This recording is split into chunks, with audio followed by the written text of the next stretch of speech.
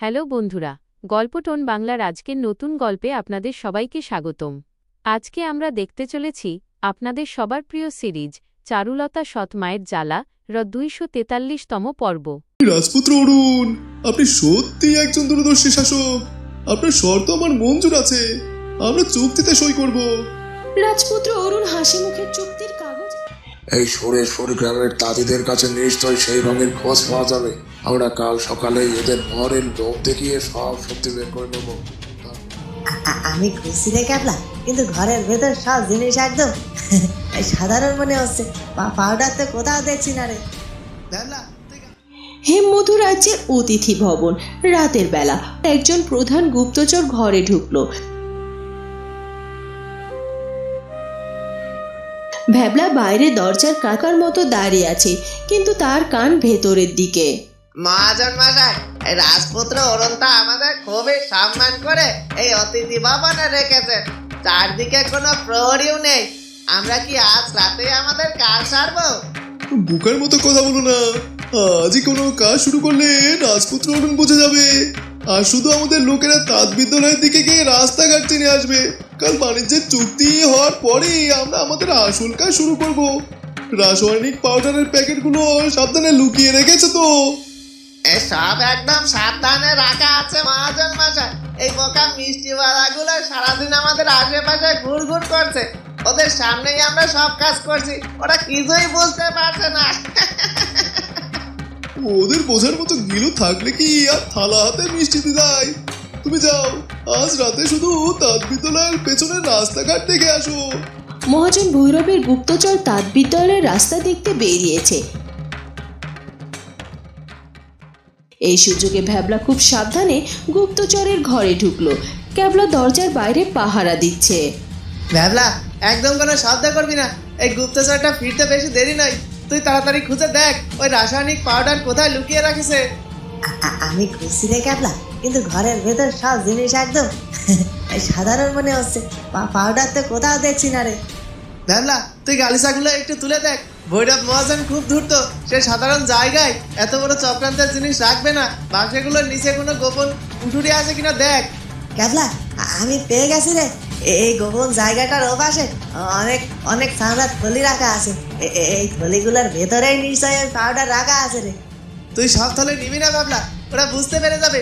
তুই শুধু একটা থলি থেকে একটুখানি পাউডার তোর কাপড়ে বেঁধে নে, তারপর জিনিসগুলো ঠিক আগের মতো সাজিয়ে রেখে তাড়াতাড়ি বেরিয়ে আয়।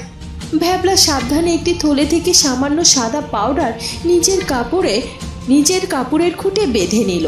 তারপর কাঠের বাক্সটি ঠিক আগের মতো গুছিয়ে রেখে দ্রুত ঘর থেকে বেরিয়ে গেল। মধুপুর রাজ্যের সুরেশপুর গ্রাম। রাতের নিস্তব্ধতা ভেঙে ঝিঝি পোকার ডাক শোনা যাচ্ছে। গ্রামের পশ্চিম দিকের একটা পুরনো তাঁত ঘরের পেছনে দুজন অচেনা লোক দাঁড়িয়ে ফিস ফিস করে কথা বলছে। পুরনো মোড়ল এবং সেনাপতি রাজেশ কিছু দক্ষ প্রহরী নিয়ে অন্ধকারে লুকিয়ে তাদের সব কথা শুনছে। আমাদের কাজটা খুব তাড়াতাড়ি শেষ করতে হবে। মহাজন ভৈরব কাল সকালেই চুক্তিতে সই করবে। আমাদের জানতে হবে হেমমধু রাজ্যের তাঁতিরা শুধুই কোন রং ব্যবহার করে, যাতে আমাদের রাসায়নিক পাউডার সেই রঙের সাথে মিশে কাজ করতে পারে। এই সুরেশপুর গ্রামের তাঁতিদের কাছে নিশ্চয়ই সেই রঙের খোঁজ পাওয়া যাবে। আমরা কাল সকালে এদের ভরের লোভ দেখিয়ে সব সত্যি বের করে নেব। তারপর আমরা এখান থেকে ওই পাউডার হেমমধু রাজ্যের চালানের সাথে মিশিয়ে দেবো। রাজেশ আর এক মুহূর্ত দেরি না করে প্রহরীদের ইশারা করলেন। কোনো শব্দ না করে প্রহরীরা চারদিক থেকে ওই দুজন গুপ্তচরকে ঘিরে ধরল। তোদের মোহরের লোভ আজ এই সুরেশপুর গ্রামে চিরকালের মতো শেষ হয়ে যাবে। তোরা ভেবেছিস আমাদের গ্রামের সাধারণ তাঁতিদের মোহর দিয়ে কিনে নিবি? এই গ্রামের মানুষেরা এখন অনেক বদলে গেছে রে। আপনারা কারা? আমাদের ছেড়ে দিন। আমরা সাধারণ মোজাবির। আমরা রাস্তা ভুলে এই গ্রামে ঢুকে পড়েছি। রাস্তা বলে আসা মোজাবের রাতের অন্ধকারে রাসায়নিক পাউডার আর বাণিজ্যের কথা বলে না। আমি মধুপুর রাজ্যের সেনাপতি রাজেশ। তোদের মহাজন ভৈরব যে চক্রান্তের জাল বিছিয়েছে, সেই জালে আজ তোদের ফাঁসতেই হবে।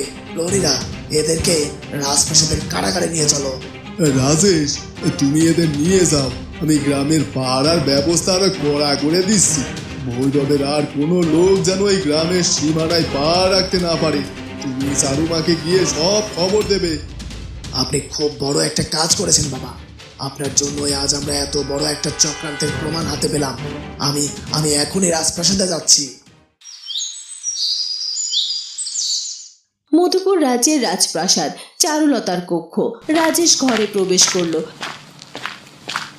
রাজেশের মুখে এক বিরাট জয়ের হাসি। রাজেশ, কি খবর সুরেশপুর গ্রামের? তোমরা কি ওই লোকগুলোকে ধরতে পেরেছো? হ্যাঁ দিদি, আমরা ওদের কোনো রক্তপাত ছাড়াই খুব সহজে ধরে ফেলেছি। বাবা যে জাল পাতার বুদ্ধি দিয়েছিল তাতেই ওরা আটকে গেছে। ওরা এখন আমাদের কারাগারে বন্দী। ওরা কি কিছু স্বীকার করেছে রাজেশ বাবু? মহাজন ভৈরব ঠিক কি করতে চাইছে আমাদের রাজ্যে? ওরা যা বলছে তা শুনলে আপনারা শিওরে উঠবেন দিদি। মহাজন ভৈরবের লক্ষ্য শুধু বাণিজ্যের চুক্তি নয়, সে আমাদের কাপড়ের চালানের সাথে একটা বিশেষ রাসায়নিক পাউডার মিশিয়ে দিতে চায়।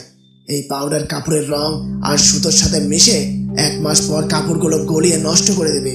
পশ্চিমের রাজ্যগুলোতে যখন এই নষ্ট কাপড় পৌঁছাবে তখন আমাদের তাঁত বিদ্যালয়ের সুনাম চিরকালের জন্য শেষ হয়ে যাবে। কি ভয়ঙ্কর চক্রান্ত! সুনাম নষ্ট হলে তো বণিকরা আমাদের কাছে ক্ষতিপূরণ চাইবে, আর আর সেই ক্ষতিপূরণ দিতে গিয়ে আমাদের রাজকোষ একদম শূন্য হয়ে যাবে। ভৈরব তখন আমাদের ঋণের জালে আটকে পুরো হেমমধু রাজ্য দখল করে নেবে। দিদি, রাজপুত্র অরুণ তো আজ সকালেই ভৈরবের সাথে চুক্তিতে বসবেন। আমাদের এখন এই খবরটা রাজপুত্র অরুণকে দিতে হবে, না হলে তো না বুঝে চুক্তিতে সই করে দেবে। জেসমিন, রাজপুত্র অরুণ না বুঝে সই করার মানুষ নয়। উনি নিশ্চিত ভ্যাবলা আর ক্যাবলার কাছ থেকে ওই পাউডারের খবর এতক্ষণ পেয়ে গেছে। তবে আমাদের চুপ করে বসে থাকলে চলবে না। আমি এক্ষুনি সাংকেতিক চিঠি লিখছি। রাজেশ, তুমি নিজে গিয়ে চিঠিটা রাজপুত্র অরুণের হাতে দিয়ে আসবে। আমি এখনই রওনা দিচ্ছি দিদি। ভৈরবের চক্রান্ত আমি হেমমধু রাজ্যের মাটিতে সফল হতে দেব না। হেমমধু রাজ্যের রাজপ্রাসাদের গুপ্ত মন্ত্রণা কক্ষ। রাজপুত্র অরুণ, যোগুমরল এবং মহারাজ অম্বিকা প্রসাদ আছে। ভ্যাবলা এসে উপস্থিত হলো, তার হাতে একটা ছোট্ট কাগজের পুড়িয়া। ভ্যাবলা, তুই এত সকালে চলে এসেছিস? অতিথি ভবনের কি খবর? ভৈরব মহাজন কি তোদের সন্দেহ করেছে? একদম সন্দেহ করেনি রাজপুত্র মশাই। ওরা আমাদের এখনো এখনো বোকা মিষ্টিওয়ালায় ভাবছে। আমি আর ক্যাবলা কাল রাতে থলি থেকে এই জিনিসটা বের করে এনেছি। আপনি এটা খুলে দেখুন। রাজপুত্র অরুণ কাগজের পুড়িয়াটা খুলল। ভেতরে সাদা রঙের মিহি পাউডার। এটা এটা কি পাউডার রাজপুত্র? এটা দিয়ে ভৈরব কি করবে? আমি ঠিক বুঝতে পারছি না বাবা, তবে এটা সাধারণ কিছু নয়। আমি একটা কাপড়ের টুকরো নিয়ে আসছি। রাজপুত্র অরুণ একটা ভালো সুতোর কাপড়ের টুকরো এনে তার উপর পাউডার ঢেলে দিলেন। একটু জলে ছিটে দিতেই দেখা গেল পাউডারটা ভেস ভেস করে উঠল এবং চোখের সামনে কাপড়ের সুতোগুলো গলে গিয়ে একটা বড় গর্ত তৈরি হলো। সর্বনাশ! এ তো সাধারণ পাউডার নয় রাজপুত্র, এ তো দেখছে বিষের মতো কাপড়কে গলিয়ে দিচ্ছে। এটাই ভৈরবের আসল চক্রান্ত পিতা মহারাজ। সেই পাউডার আমাদের বাণিজ্যের কাপড়ে মিশিয়ে দিয়ে আমাদের চিরকালের মতো ধ্বংস করতে চায়। ভ্যাবলা, তুই খুব বড় একটা কাজ করেছিস। তোরা এই পাউডার ঠিক কোথা থেকে পেয়েছিস? ওই ঘরে কাঠের বাক্সের ওপারে গোপন থলিতে রাজপুত্র মশাই, সেখানে এমন অনেকগুলো চামড়ার থলি রাখা আছে। ভ্যাবলা, তুই আর ক্যাবলা আজ দুপুরে অতিথি ভবনে খাবার দেওয়ার সময় খুব বড় একটা কাজ করবি। আমি তোদের রান্নাঘর থেকে একদম এই পাউডারের মতো দেখতে সাধারণ চালের গুঁড়ো, খড়ির গুঁড়ো মিশিয়ে কয়েকটা চামড়ার থলি দেব। তোরা খুব সাবধানে ভৈরবের বাক্সের আসল থলিগুলো সরিয়ে এই নকল থলিগুলো সেখানে রেখে আসবি। ভৈরব মহাজন যখন এই পাউডার কাপড়ে মেশাবে তখন সে বুঝতেই পারবে না যে সে বিষের বদলে চালের গুঁড়া মেশাচ্ছে। রাজপুত্র, তোমার এই বুদ্ধি সত্যি অসাধারণ। ভৈরব ভাববে সে জয়ী হয়েছে, কিন্তু তার সব চক্রান্ত মাটিতে মিশে যাবে। যুদ্ধ শুধু তলোয়ার দিয়ে জেতা যায় না বাবা, মগজের যুদ্ধ মগজ দিয়েই জিততে হয়। ভ্যাবলা, তুই এখন অতিথি ভবনে ফিরে যা, ভৈরব যেন তোকে খুঁজতে না আসে। ভ্যাবলা মাথা নেড়ে সম্মতি জানিয়ে দ্রুত মন্ত্রণা কক্ষ থেকে বেরিয়ে গেল। মধুপুর রাজ্যের শেষ প্রান্তে তাঁতিপল্লী। রাতের বেলা রূপমঞ্জুরি এবং মধুবালা মাটির ঘরে বসে প্রদীপের আলোয় খুব সাবধানে কাজ করছে। তারা নিজেদের কাজের নরম সুতো থেকে একটু একটু করে বাঁচিয়ে রাখা সুতো দিয়ে একটা সুন্দর তোয়ালে বুনছে। তাঁতিমাসি হঠাৎ করে ঘরে ঢুকে পড়লেন। তোরা এত রাতে প্রদীপ জেলে কি করছিস? তোদের না বলা হয়েছে রাতের বেলা কাজ না করতে? তোরা কি এই রাজ্যে নিয়ম ভাঙছিস? মাসি, আমাদের ক্ষমা করে দাও, আমরা কোনো নিয়ম ভাঙছি না, আমরা রাজপ্রাসাদের কাজের কোনো ক্ষতি করিনি। তাহলে তোরা কি লোকাচ্ছিস? আমাদের দেখা, আমাকে দেখা। তোরা কি ওই নরম সুতো চুরি করে বিক্রি করার ফোন দিয়ে আসছিস? তোদের স্বভাব কি কোনোদিন বদলাবে না? না মাসি, আমরা চুরি করছি না, আমরা এই সুতোগুলো নিজেদের কাজের অংশ থেকে বাঁচিয়েছি, আমরা আমাদের খাওয়া কমিয়ে এই সুতো বাঁচিয়েছি মাসি। এটা কি? তোরা এই তোয়ালে বনে কি করবি? তোদের তো কোনো বাচ্চা নেই। মাসি, চারুলতা মা আমাদের প্রাণ ভিক্ষা দিয়েছে, জেসমিন আমাদের নরম সুতো দিয়ে হাতের ব্যথা কমিয়েছে। আমরা অপরাধী হতে পারি মাসি, কিন্তু আমাদের ভেতরেও তো একটা মন আছে। আমরা শুনেছি চারুলতা মায়ের কোলে নতুন অতিথি আসছে, আমরা এই তোয়ালেটা চারুলতা মায়ের বাচ্চার জন্য বুনেছিলাম। জেসমিন যদি এই তোয়ালে ফেলে দেয় দেবে, জেসমিন যদি এই তোয়ালে ফেলে দেয় তবে দেবে মাসি। অনুশোচনার প্রায়শ্চিত্ত এইভাবেই করতে চায়, তুমি আমাদের আর বাধা দিও না, আমরা আমাদের প্রতিদিনের কাজের হিসাব একদম ঠিক রাখবো। তাঁতিমাসি অবাক হয়ে রূপমঞ্জুরি আর মধুবালার মুখের দিকে তাকিয়ে রইল। তাদের চোখে কোনো ছলনা নেই, আছে শুধু তীব্র অনুশোচনা আর ভালোবাসা। তাঁতিমাসি তোয়ালেটা আবার তাদের হাতে ফিরিয়ে দিল। তোদের এই কাজের কথা আমি কাউকে বলবো না, তোরা বোনা চালিয়ে যা, কিন্তু তোদের শরীরেরও যত্ন নিতে হবে। চারুলতা কখনো চাইবে না তোরা না খেয়ে কাজ করিস। কাল থেকে আমি তোদের একটু বেশি সুতো দেব, তোরা নিশ্চিন্তে কাজ কর। রূপমঞ্জুরি এবং মধুবালা কেঁদে ফেলে। মাটির ঘরে অনুশোচনা এই পবিত্র জল সব পাপ ধুয়ে মুছে পরিষ্কার করে দিতে লাগলো। হেমমধুরাজের দরবার কক্ষ, বাণিজ্যের চুক্তি সই করার সময় হয়েছে। রাজপুত্র অরুণ, আপনাদের আতিথেয়তায় আমি সত্যি মুগ্ধ।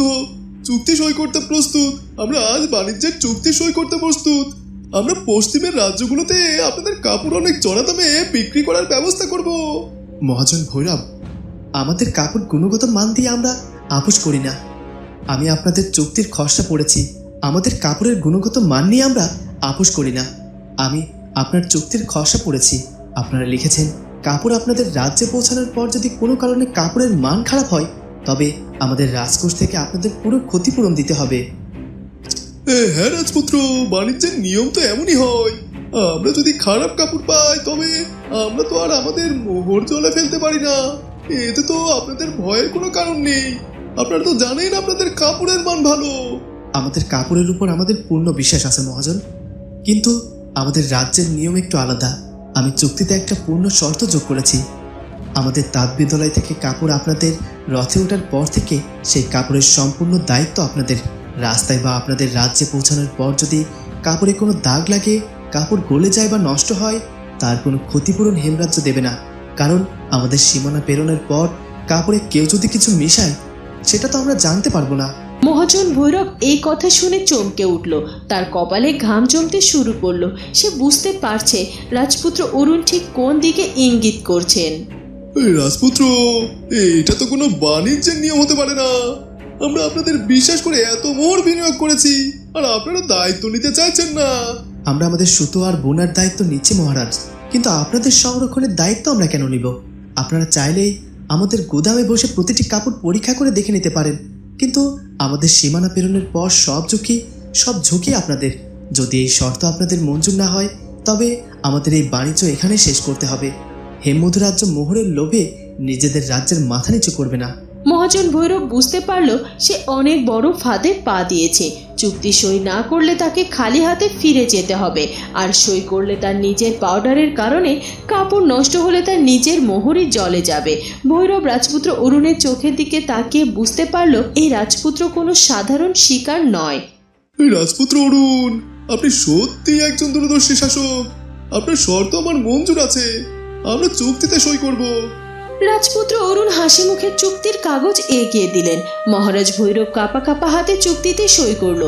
রাজপুত্র অরুণ মনে মনে বলল, ভৈরব, তুমি চুক্তিতে সই করেছ, কিন্তু তুমি জানো না তোমার রাসায়নিক পাউডার এতক্ষণে চালের গোড়ায় পরিণত হয়েছে।